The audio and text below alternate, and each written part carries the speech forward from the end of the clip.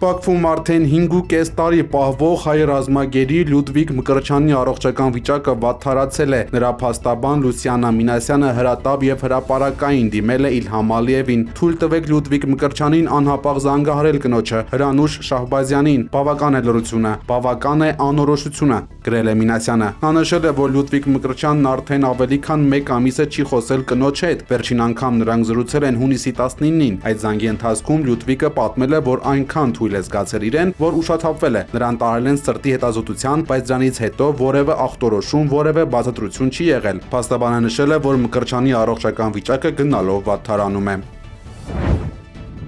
Հայաստանը ժամանակի ընթացքում անխուսափելիորեն ավելի փոքրացնելու է ճիշտ աշխատանքի դեպքում, ուժեղ կառավարության դեպքում փոքրացնելու է այն տարբերությունը տնտեսական, որ ունենք Ադրբեջանի հետ։ Վստահեցրել է ուժեղ Հայաստան դաշինքի առաջին համարը։ Կարապետյանը պնդել է ադրբեջանական տնտեսությունը գտնվելով նավթից ու գազից կրիտիկական կախվածության մեջ եւ բախվելով արդյունահանման անկման ու համաշխարհային շուկայում սպասվող փոփոխություններին ժամանակի ընթացքում հետ է ընկնելու Հայաստանից։ Կարապետյանը նշել է, որ չնայած տարածված այն թեզին, թե Ադրբեջանը նավթադոլարների շնորհիվ դառնալու է տարածաշրջանի ամենաուժեղ երկիրը, իրական պատկերն այլ է։ Նրա խոսքով վերջին 7 տարվա ընթացքում Ադրբեջանում նավթի արդյունահանումը շուրջ 30%-ով նվազել է։ Ադրբեջանի ընդհանուր արտահանման 90%-ը նավթն ու գազն է։ Բյուջեի կեսը նավթն ու գազն է բերում։ Իսկ գիտեք, թե ինչքան նավթ է արդյունահանում Ադրբեջանը։ Օրական 500,000 բարել։ Բարելը դա տակառն է, նավթը տոննայով չեն հաշվում, տակառով են հաշվում պատմականորեն։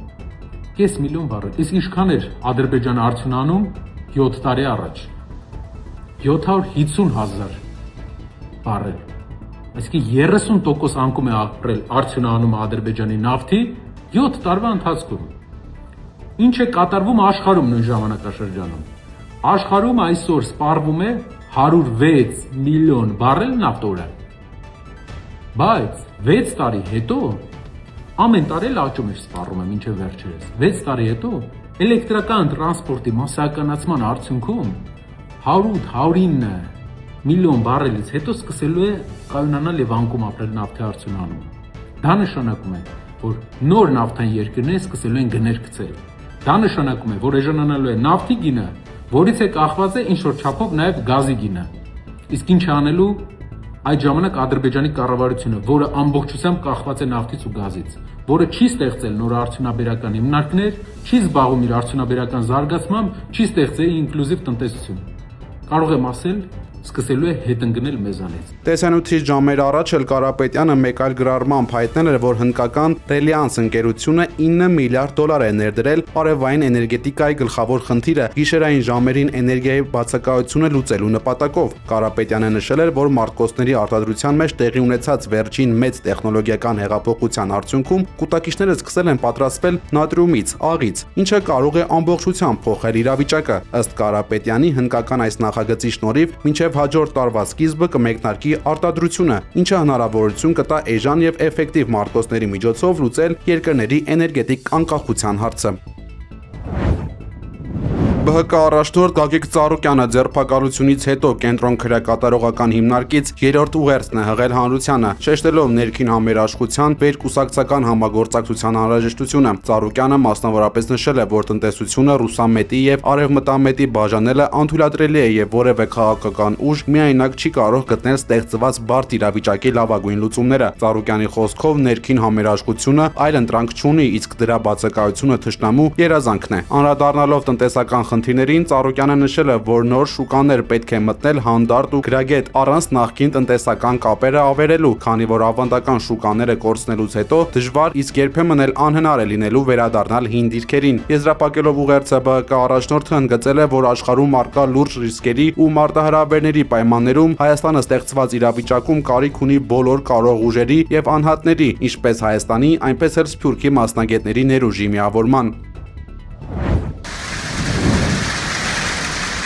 Վերջին շրջանում Հայաստանում տեղացած ուժեղ կարկուտներից հետո կառավարությունը մտադիր է հստակեցնել եւ միասնականացնել եղանակի վրա ներգործելու բոլոր աշխատանքները։ Շրջակա միջավայրի նախարարությունը հանրային քննարկման է ներկայացրել մի նոր նախագիծ, որը կարգավորելու է հակակարկտային կայանքների գործունեությունը, անձրևների արհեստական խթանումն ու մառախուղի ցրումը։ Այս քայլն ուղղված է բնակչությանը, գյուղատնտեսությանը, ենթակառուցվածքներին եւ շրջակա միջավայրին վտանգավոր երևույթներից պաշտպանելուն։ Նոր կարգի համաձայն աշխատանքները նախատեսվում է իրականացնել հրթիռային ու ավիացիոն եղանակներով, հակակարկտային կայանքների, քիմիական ռեագենտների եւ օրենսդրությամբ չարգելված այլ տեխնոլոգիաների կիրառմամբ։ Գործընթացը համակարգելու է հիդրոթերապևտաբանության եւ մոնիթորինգի կենտրոն ՊՕԱԿ-ը, հիմնվելով դիտարկումների, ռադիոլոկացիոն եւ արբանյակային տվյալների վրա։ Միաժամանակ նախագծի հիմնավորմամբ այս համակարգի ներդրումը պետական բյուջեից լրացուցիչ գումարներ չի պահանջելու։ Արմաթ մեդիայում անցած ամիս իրավապահների անցկացրած խուզարկությունը ապօրինի է ճանաչվել։ Վերաքննիչ դատարանը խուզարկությունն ապօրինի է ճանաչել, արձանագրելով, որ խախտված են մեդիայի սեփականատեր Ալիկ Ալեքսանյանի իրավունքները։ Իրավապահները խուզարկությունից հետո առգրավել էին լրագրողների հեռախոսները եւ կապարակնքել խմբագրության դռները, այդպիսով խոչընդոտելով լրագրողների աշխատանքը։ Թեհրանն ադրբեջանական AS TV պետական հեռուստաալիքը ներառել է թշնամական ԶԼՄ-ների ցանկում, հայտնել է Ադրբեջանի լրատվամիջոցների զարգացման գործակալությունը։ Իրանը նաև սպառնացել է քրեական հետապնդում իրականացնել նման կազմակերպությունների հետ համագործակցող անձանց նկատմամբ։ Ի պատասխան Բաքուն արգելել է իր տարածքում գործունեություն ծավալել իրանական Սեհեր հեռուստաալիքին եւ Մեհեր լրատվական գործակալությանը։ Վրաստանի խորհրդարանի նախագահ Շաբա Պապուաշվիլին կասկածել է Եվրամիությանն անդամակցելու նպատակահարմարության հարցը։ Նրա մտահոգությունը պայմանավորված է միության արտաքին քաղաքականության եւ անվտանգության հարցերում որոշումների կայացման միաձայնության սկզբունքից դեպի մեծամասնության ձայներին անցնելու քննարկումներով։ Պապուաշվիլիի խոսքով վետոյի չեղարկումը ձեռնտու է խոշոր պետություններին, սակայն աղետալի հետևանքներ կունենա փոքր երկրների համար, քանի որ նրանց կզրկի սեփական ազգային շահերը պաշտպանելու եւ վնասակար որոշումները կասեցնելու գլխավոր լծակից։ Նա շեշտել է, որ եթե պետությունից խլում են այդ հնարավորությունը, Եվրամիությունը կորցնում է իր քաղաքական գերավչությունն ու անդամակցության հիմնարար մոտիվացիան։ Խորհրդարանի ղեկավարի համոզմամբ նման պայմաններում փոքր երկրների համար կարող է ավելի շահավետ լինել դաշինքից դուրս մնալը, որպեսզի պահպանեն անկախ որոշումներ կայացնելու իրենց ինքնիշխան իրավունքը։ Իսրայելի վարչապետ Բենյամին Նեթանյահուն կաբինետի նախարարներին հայտնել է, որ Միացյալ Նահանգները պնդում է իսրայելական զորքերի դուրսբերումը Գազայից, Լիբանանից եւ Սիրիայից, հայտնել է իսրայելական 13-րդ ալիքը։ Ըստ լրատվականի Վաշինգտոնը ցանկանում է, որ Իսրայելի պաշտպանության բանակը զորքերը հանի միանգամից 3 ճակատից, թեև դեռ պարզ չէ խոսքը մասնակի թե ամբողջական դուրսբերման մասին է։ Նեթանյահուն շեշտել է, որ մտադիր է դիմադրել ԱՄՆ վարչակազմի պահանջին մերժելով այն։ Նա այսօր մեկնելու է ԱՄՆ, հանդիպելու Դոնալդ Թրամփի հետ եւ մասնակցելու սենատոր Լինցի Գրեմի հուղարկավորությանը։ Por eso he decidido iniciar un proceso. Կոլումբիայի նորընտիր նախագահը հայտարարել է պետական ծախսերի կրճատման նպատակով աշխարհի տարբեր երկրներում առնվազն 15 դեսպանատուն փակելու մասին։ En una primera etapa cerraré las embajadas de Դիվանագիտական առաքելությունները կդադարեցնեն իրենց աշխատանքը, այդ թվում հարևան Ադրբեջանում։ Չնայած ներկայացուցչությունների փակմանը Կոլումբիան կպահպանի դիվանագիտական հարաբերությունները բոլոր պետությունների հետ, բացառությամբ Կուբայի եւ Նիկարագուայի։ Բացի այդ, նոր առաջնորդը չեղարկել է Պաղեստինում դեսպանատուն բացելու ու Ֆրանսիայում եւ Իտալիայում կոլումբիական առաքելությունները միավորելու ծրագրերը։